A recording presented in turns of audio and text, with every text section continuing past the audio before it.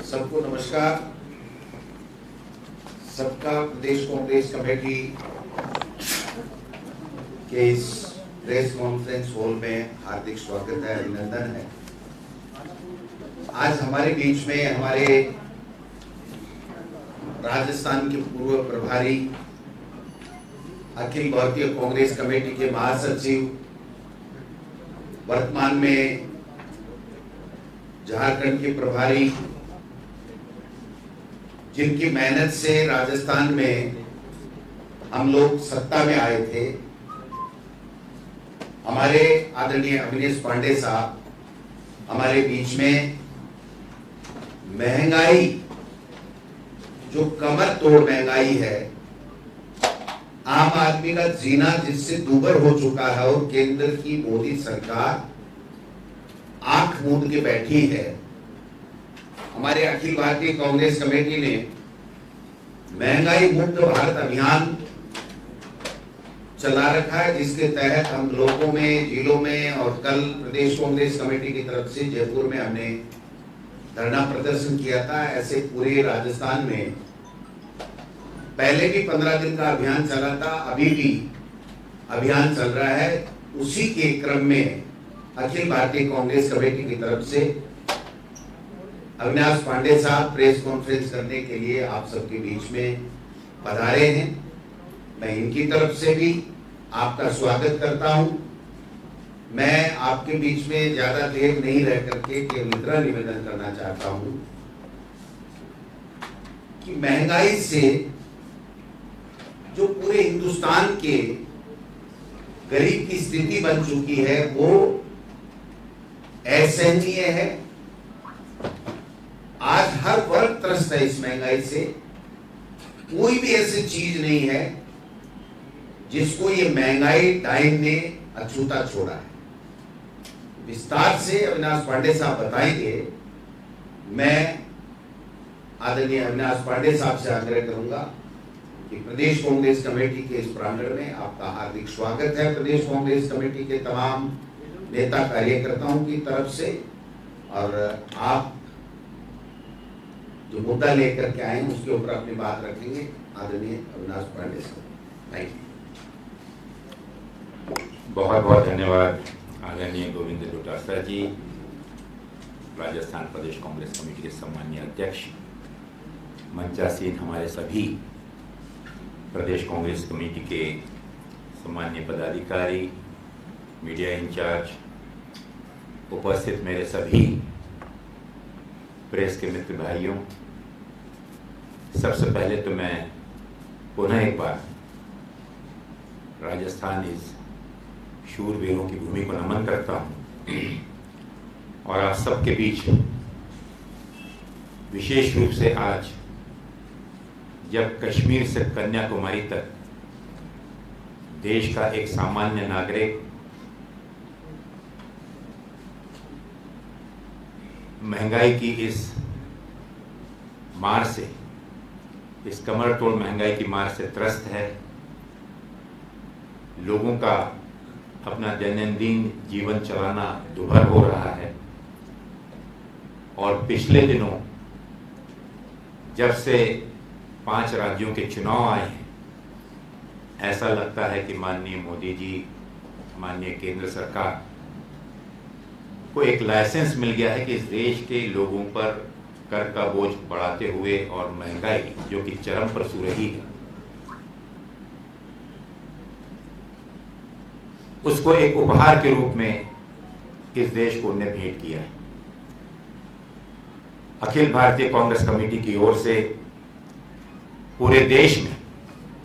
महंगाई मुक्त भारत का यह अभियान, आपने देखा होगा कि पूरे देश में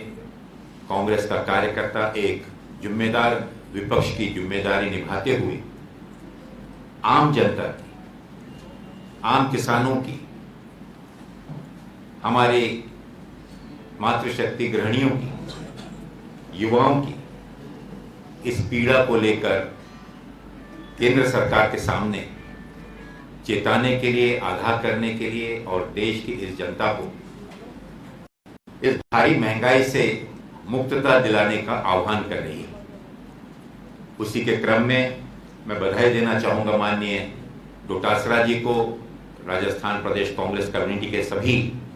सम्माननीय नेताओं को, कि कल भी यहां पर एक भारी सफलतम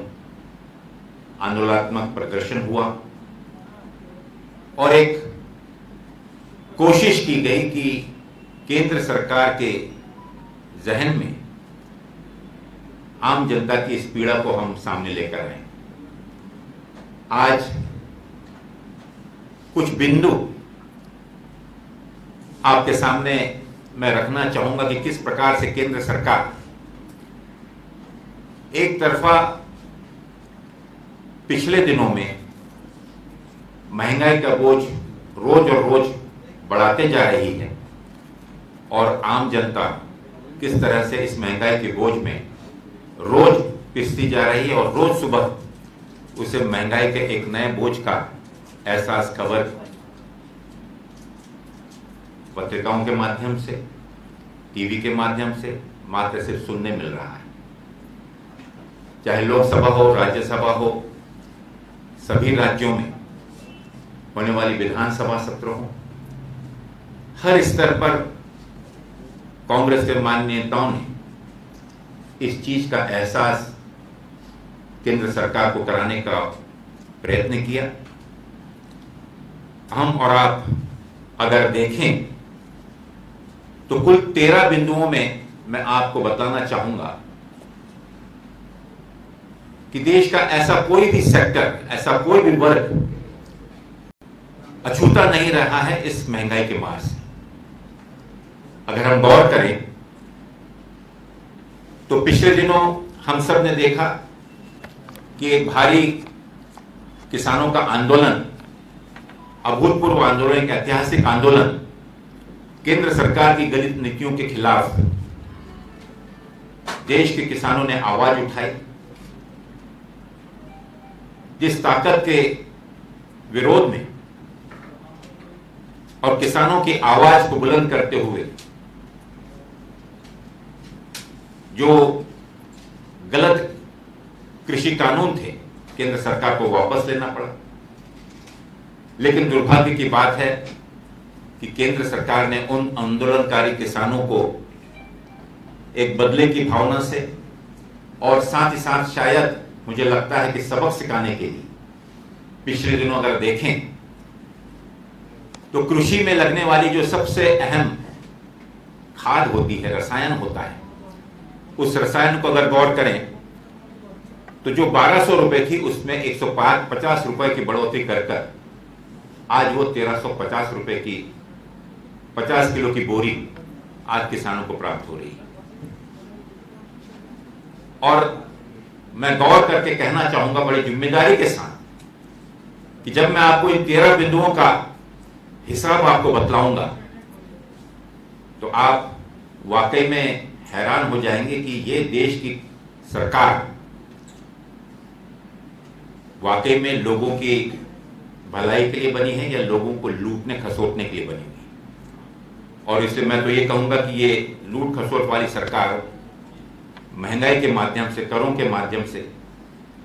इस देश की आम जनता को, किसानों को लूट का काम कर रही है। मैं आपके सामने ये वास्तविकता रखने जा रहा हूं जिसमें अगर आप गौर करें तो इस भाजपा ने इस नए साल में एक उपहार के रूप में देश की जनता के सामने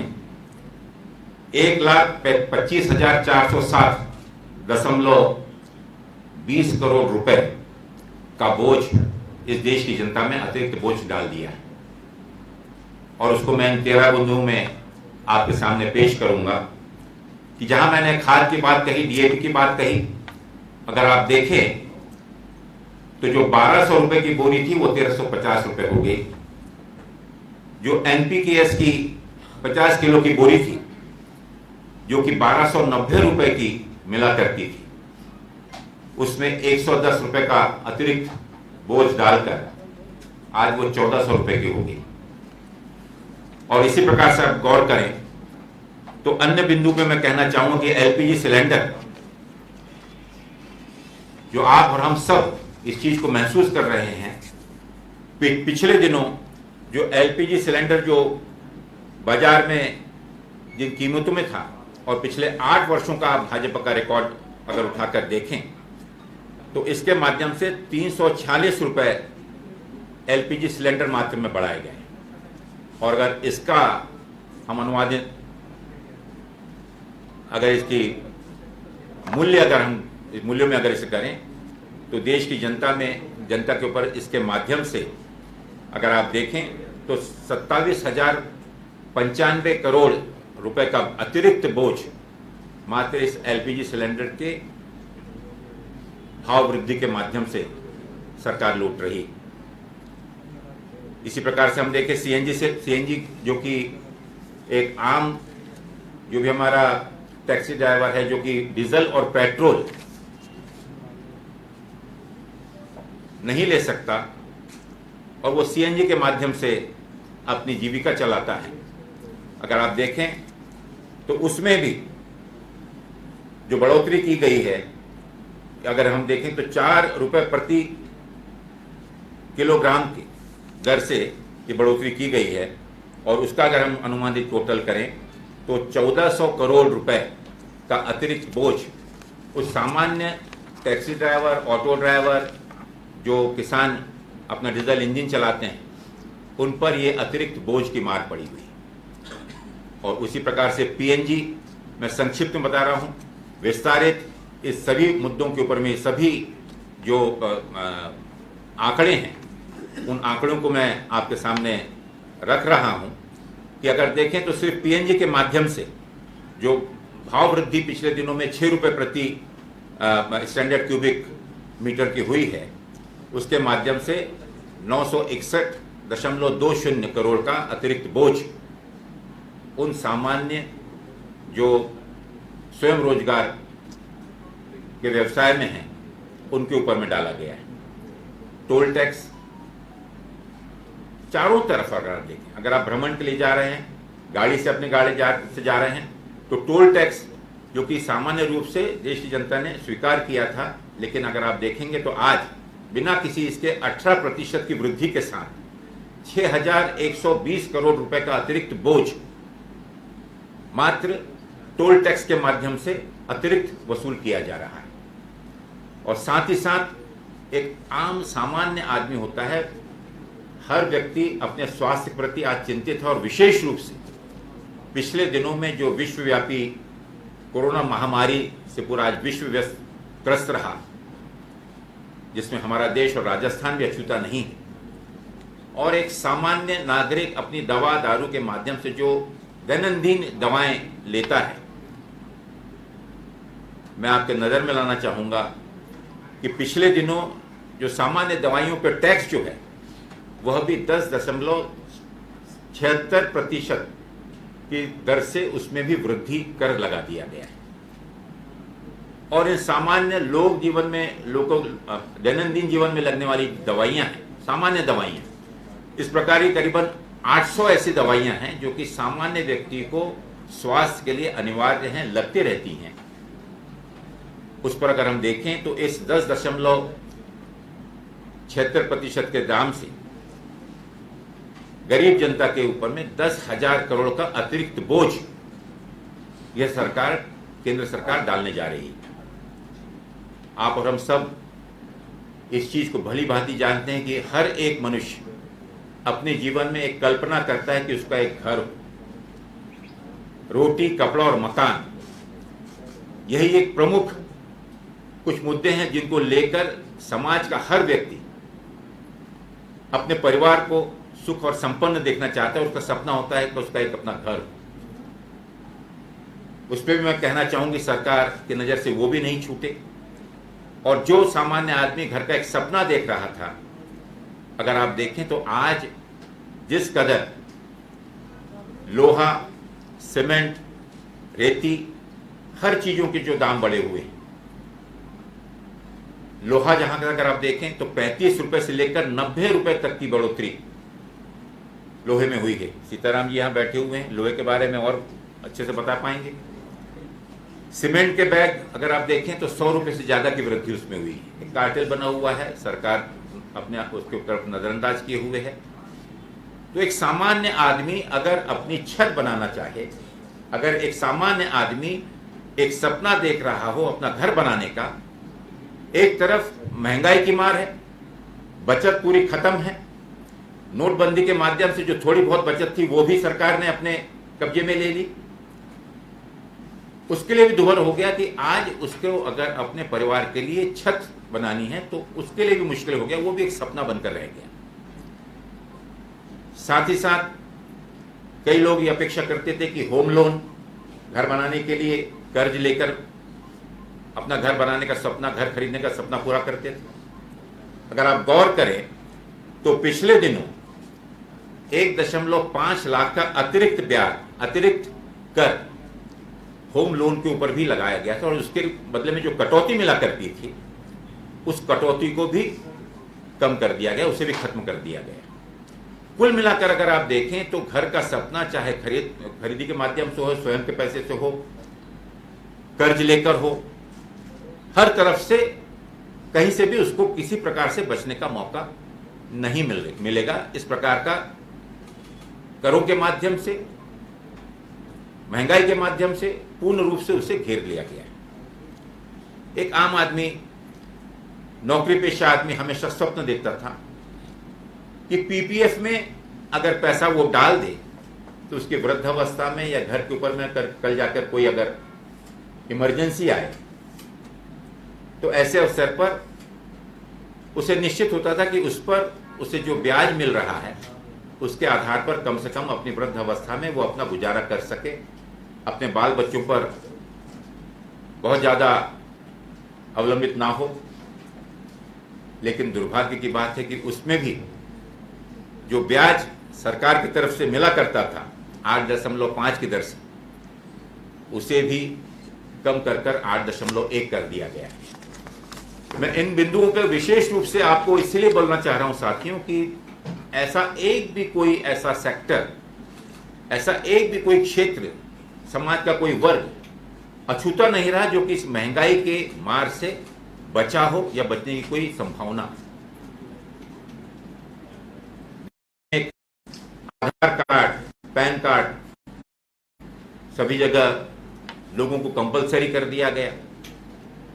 अब उसके लिए एक योजना दी गई कि आधार कार्ड और पैन कार्ड की लिंकिंग आप नहीं कराएंगे तो उस पर उसको जुर्माना लगेगा। निश्चित रूप से एक अच्छी नियत से लोगों को अच्छा बेहतर सुविधा मिले, डाटा अप टू डेट रहे, गड़बड़ करने की संभावनाएं कम हो, इस उद्देश्य से किया गया निर्णय, जो कि यूपीए सरकार के दौरान ही ये कार्यक्रम शुरू किया गया था। लेकिन उसको भी नहीं छोड़ा। एक आम आदमी, सामान्य आदमी को भी आज जरूरी है कि आधार कार्ड और पैन कार्ड, उसका आधार कार्ड आवश्यक है। आप सब कहते हो पहचान पत्र के रूप में माना जाता है। लेकिन अगर एक समय सीमा के अंदर में अगर वो आधार कार्ड और पैन कार्ड, जिसकी वास्तविक कीमत अगर आप देखें 107 रुपए हुआ करती थी, उसके ऊपर में अब उसे जुर्माना देना होगा 1000 रुपए, और अगर 2023 तक नहीं किया तो 1000 रुपए, और अगर समय सीमा के अंदर नहीं किया गया तो 500 रुपए का जुर्माना उसे देना होगा। मतलब वहां भी उसके जेब में डाका डाला जा रहा है। उसी प्रकार की स्थिति, चाहे आप बेहतर जीवन के लिए कार खरीदना चाहें, रेफ्रिजरेटर खरीदना चाहें, फ्रिज खरीदना चाहें, किसी प्रकार के इलेक्ट्रॉनिक गैजेट्स खरीदना चाहें, सभी चीजों को कुल मिलाकर अगर मैं कहूं तो सभी चीजों के ऊपर में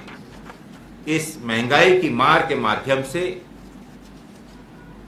जो कि मैं समझता हूं कि एक अभूतपूर्व, अगर इतिहास उठा के देख लें तो जब पूरे विश्व में एक मंदी का दौर आया था, और ऐसे दौर में भी भारत एक ऐसा देश था कि जहां के आम आदमी के ऊपर में वो प्रभाव आने से केंद्र की सरकार ने, यूपीए सरकार ने, और ये हमारे हमेशा की नीति रही है कि इस प्रकार की जो इमरजेंसी आती है, इस प्रकार की जो अकस्मातिक परिस्थितियां आती हैं, उसके लिए एक सफल, मजबूत वित्तीय प्रबंधन के माध्यम से हमेशा हम सचेत रहे हैं, हमेशा हमने उसकी तैयारी रखी और वही एक कारण था कि हमारे यहाँ की जो बचत नीति है, सेविंग, और साथ ही साथ ऐसी आपत्तिजनक समय पर देश की जनता को इसका ज्यादा झटका ना लगे, इन सभी नीतियों के आधार पर पूरे विश्व में हुई मंदी के दौरान भी हमने आम आदमी को उसमें सुरक्षित रखा। लेकिन आज जिस प्रकार से सिर्फ लोगों की जेब में डाका डालकर ये केंद्र सरकार चाह रही है कि वो इस सरकार को चलाए, देश में विकास के नाम पर सिर्फ घोषणाएं हो रही हैं। वास्तविकता में अगर देखें तो पिछले 5 राज्यों के चुनाव निश्चित रूप से कांग्रेस उसे सहर्ष और पूरी विनम्रता के साथ में जनता के इस नतीजे को स्वीकार करती है। लेकिन चिंता की बात यह है, दुख की बात यह है कि जहां एक ओर हम लोगों के बीच में विकास की योजनाएं लेकर, जन कल्याण की योजनाओं को लेकर, शिक्षा, स्वास्थ्य और रोजगार की अद्भुत योजनाओं को लेकर जो हमने पास्ट में सफलतम तरीके से अमल किया उन राज्यों में, उन योजनाओं को जनता के सामने हम लेकर गए। लेकिन आप गौर करिएगा कि इन 5 राज्यों में कहीं पर कोई विकास की बात नहीं हुई, कहीं पर कोई उपलब्धियों की बात नहीं हुई। मात्र सिर्फ भावनात्मक मुद्दों पर, ध्रुवीकरण के आधार पर, ऐन मौके पर इस प्रकार की बातें कर लोगों के जहन से, लोगों के दिमाग से महंगाई, बेरोजगारी, खराब स्वास्थ्य व्यवस्था, शिक्षा में होने वाले विकास, अंतर्राष्ट्रीय संबंध, देश की अर्थव्यवस्था, जीडीपी, इन सभी चीजों से ध्यान हटाकर भावनात्मक मुद्दों पर ही सिर्फ लोगों का मत हासिल कर और उसके बाद जब चुनाव के नतीजे आ गए, इन प्रदेशों की जनता ने, देश की जनता ने विश्वासपूर्ण तरीके से आपको चुनकर दिया, तो बदले में उपहार में मात्र ये कमर तोड़ महंगाई जो कि आसमान को छू रही है और रोज रोज इसमें बढ़ोतरी हो रही है, इन सभी विषयों के ऊपर में कांग्रेस पार्टी समाज के सभी बुद्धिजीवी वर्ग इन विषयों को लेकर चिंतित हैं। और इसीलिए जहां एक ओर भारतीय जनता पार्टी और माननीय नरेंद्र मोदी जी कांग्रेस मुक्त भारत का आह्वान लोगों से करते हैं, वहीं कांग्रेस पार्टी इस देश की जनता से एक ही आह्वान करती है कि आने वाले दिनों में हमें महंगाई मुक्त भारत चाहिए। हमें लोगों की दैनंदिन जीवन आरामदायक हो, सुरक्षित हो, उनके बच्चों का जीवन सुरक्षित हो, बेहतर रोजगार के अवसर उनके लिए उपलब्ध हों। इन्हीं आशा और आकांक्षाओं के साथ कांग्रेस ने हमेशा किसानों के साथ, युवाओं के साथ, देश की गरीब जनता, पिछड़े वर्ग, हमारे एससी, एसटी, ओबीसी के सभी समाज के हर वर्ग की कठिनाइयों के साथ, उनकी मुसीबतों पर हमेशा खड़ा रहा है। और उसी आधार पर भारत मुक्त भारत हमारा जो है वह महंगाई मुक्त भारत का एक स्वप्न लेकर, एक इरादा लेकर हम लोगों के बीच जा रहे हैं। और आज की यह प्रेस कॉन्फ्रेंस विशेष रूप से लोगों में इसी जागृति के लिए,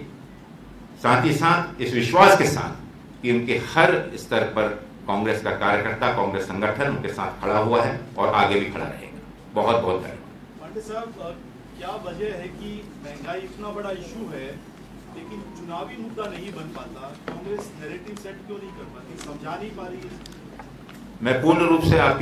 मैंने अगर आपने गौर किया होगा तो मैंने इसी चीज के प्रति अपनी चिंता व्यक्त किया कि वाकई में ये एक बहुत ही चिंता का विषय बन गया है कि जहां पर एक तरफ गरीब जनता, एक सामान्य वर्ग का व्यक्ति, हर एक इस प्रकार की महंगाई, और आज से नहीं, अगर आप गौर करें तो 2014 के बाद के सभी स्टैटिस्टिक्स, डाटा, महंगाई की दर, हर चीज को गौर कर लें, उसकी मार सह रहा है। और जब भी अवसर आया तो उस समय विकास, रोजगार, स्वास्थ्य सब छोड़कर मात्र सिर्फ भावनात्मक मुद्दों पर इस देश को, समाज को विघटित कर ध्रुवीकरण कर चुनाव के दौरान उसका उपयोग कर देश में फिर से उन्हें सत्ता तो मिली, लेकिन जिम्मेदारी भी एहसास होना चाहिए कि अगर प्रदेश की जनता ने आपको सरकार में स्थापित किया हुआ है तो निश्चित रूप से इन विषयों पर भी गौर करना होगा। पांडे साहब, एक सवाल और है। बीजेपी अब इस मुद्दे को राजस्थान के अलावा दिल्ली में भी उठा रही है। आज राजस्थान के बीजेपी के नेता दिल्ली गए, करौली के मुद्दे को उठाया जा रहा है। इस तरीके के कई मुद्दों को लाया जा रहा है। वो कहते हैं कि आप लोग ध्रुवीकरण में विश्वास करते हो, तुष्टीकरण में करते हो, इसलिए इस तरीके के तो काम। मैंने आपके सामने तो उस चीज का उत्तर पहले ही दे दिया कि जब पूरे देश में महंगाई की मार पड़ रही है, सड़कों पर कांग्रेस का कार्यकर्ता उतर कर निकला हुआ है, पिछले एक पखवाड़े से 31 दिसंबर से लेकर लोकसभा, विधानसभाएं, राज्यसभाएं, हर स्तर पर कांग्रेस के नेता आवाज उठा रहे हैं, संसद में धरना दिया जा रहा है, सड़कों पर कांग्रेस का कार्यकर्ता दिन दिन भर बैठा हुआ नारे लगा रहा है। तो इन सब चीजों से ध्यान हटाने के लिए, इसी प्रकार के मुद्दों का जिसका विकास और महंगाई से कोई संबंध नहीं है, उसी ओर ध्यान आकर्षण करने के लिए आज आप हम यहाँ बैठे हुए हैं। आपको लग रहा है कि 2023 में इसी तरीके से राजस्थान में ध्यान आकर्षित कर देंगे? देखिए, क्यों सिर्फ 2023? अभी हाल ही में गए 2022 पे हम गौर क्यों नहीं कर रहे? मैं वही कहना चाहूंगा कि बहुत नजदीकी से मैंने उत्तराखंड के चुनाव को नजदीकी से देखा। मुझे वहां महीना, 1.5 महीना जो भी जिम्मेदारी दी गई थी उसके चलते हुए मैं वहां पर स्थापित था। 5 सालों में 3 बार मुख्यमंत्री बदले गए भारतीय जनता पार्टी के नेतृत्व द्वारा। प्रदेश के अंदर में पूरे कोरोना काल में एक प्रकार से आप कहें तो अनाथ था पूरा प्रदेश। वहां पर विस्थापन की बहुत बड़ी समस्या है, क्योंकि उत्तराखंड का मैं उदाहरण दे रहा हूं कि वहां के लोग, ज्यादा से ज्यादा लोग पढ़े लिखे बाहर नौकरी करने जाते हैं। कोरोना काल में सब वापस आ गए, नौकरी पहले ही नहीं थी। स्थानीय व्यापार, धंधे, उद्योग, जो कि विशेष रूप से वहां पे टूरिज्म, रिलीजियस टूरिज्म एक प्रमुख वहां के लोगों की गुर्जर बसर का हुआ है। तो चारों तरफ से मार पड़ने के बावजूद भी प्रदेश की जनता में, प्रदेश की सरकार जो कि भारतीय जनता पार्टी की सरकार थी, 20 सालों में 18 साल उन्हीं की सरकारें वहां पे रही, 19 साल। विकास के नाम की सब चीजें ठप हैं। एक भी व्यक्ति ये नहीं कह रहा था कि वहां पर किसी प्रकार से भारतीय जनता पार्टी की सरकार आएगी या नेतृत्व आएगा, लेकिन ऐन मौके पर इसी भावनात्मक मुद्दों पर हिंदू मुसलमान ध्रुवीकरण करते हुए और जो समाज जिस प्रकार से बढ़ सकता है, इन सब असफलताओं की ओर से ध्यान हटाकर चुनाव में सिर्फ लोगों को आपस में बांटकर चुनाव नतीजा आए। और मैं कहूंगा कि हमको स्वीकार करना होगा, क्योंकि ये जनता का दिया हुआ मत है, जनता का दिया हुआ विश्वास है, तो इसको तो हम स्वीकार करते हैं। लेकिन अगर इसी प्रकार से लोकतंत्र में विकास, देश के सकारात्मक मुद्दों के ऊपर से ध्यान हटाकर अगर देश की जनता को इसी प्रकार से गुमराह करते गए, तो आज महंगाई है और इसका प्रदर्शन हम बहुत दूर जाने की जरूरत नहीं है। आज श्रीलंका में हम क्या देख रहे हैं, पाकिस्तान में क्या हो रहा है, नेपाल में क्या हो रहा है। बांग्लादेश निश्चित रूप से एक सबक लेने के लायक है कि उसने इन सब चीजों से उभर कर, जो सबसे कमजोर देश माना जाता था, वो उभर कर सामने आया है। तो हमको अध्ययन करना होगा कि अगर हमारी नीतियां, मैं किसी पक्ष पार्टी की बात नहीं कर रहा, मैं बात कर रहा हूं उस अर्थव्यवस्था की, मैं बात कर रहा हूं उस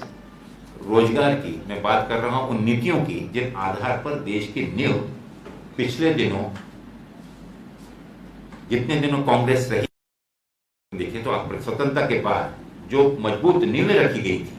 जिस आधार पर एक जन सामान्य की भावनाओं को ध्यान में रखते हुए, रोजगार के साथ साथ एक समाजवाद की धारणा रखते हुए जो एक नींव रखी गई थी, आज उन्हीं सब संस्थाओं को बेचा जा रहा है सरकार चलाने के लिए। जो हमारी धरोहर थी, उन धरोहर को बेचकर हम समझ रहे हैं कि हम भी, तो हमें पाकिस्तान में फिर क्या फर्क रहा। मैं उसको आपका इसका समाधान कर दूं कि आवश्यकता इस चीज की है कि बहुत गंभीरता के साथ विचार करने की। आज हम महंगाई के लिए बैठे हुए हैं, महंगाई भी उसी गलत आर्थिक नीतियों का एक नतीजा है जिसमें व्यवस्था सदस्यता अभियान जो है उसमें बहुत ज्यादा अच्छे आशानुकूल परिणाम नहीं आए। महंगाई के मुद्दे पर तो सदस्यता अभियान में कई मंत्रियों को या कई नेताओं को अच्छे परिणाम मिले। देखिए, मैं चाहूंगा कि आज महंगाई के ऊपर आप कृपा करके let us focus on the महंगाई।